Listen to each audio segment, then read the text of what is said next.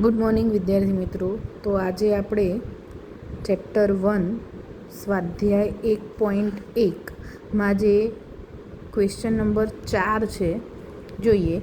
જો ગુસા 306 અને 657નો ગુસા આપણને આપ્યો છે કેટલો 9 હોય તો લસા શોધો. ટૂંકમાં એ જ સંખ્યાઓનો આપણને ગુસા આપ્યો છે 9 અને એ જ સંખ્યાઓનો લસા આપણને શોધવાનો કીધો છે.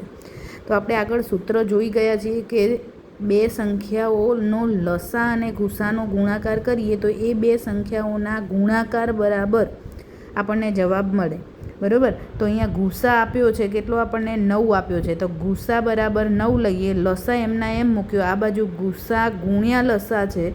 તો જે ગુસાની બરાબર 9 મૂકીએ તો એ ગુણાકારમાં છે, બરાબરની આ બાજુ આવે તો ક્યાં આવે? આ બે સંખ્યાઓના ભાગાકારમાં આવે. એટલે 306 ગુણ્યા 657 ભાગ્યા 6 આ બે સંખ્યાઓ છે. બરાબર. તો હવે છેદ ઉડાડીએ તો 306 ભાગ્યા 9 એટલે 34. 34 ગુણ્યા 9 કરો એટલે 306 આવે. હવે 34 ગુણ્યા 657 આનો ગુણાકાર કરીએ એટલે આપણી જોડે જવાબ આવશે 22,338. બરાબર. તો આ એક સૂત્ર હતું કે જેના ઉપરથી આપણે દાખલો ગણ્યો. હવે આગળ આવા દાખલા પણ આવશે.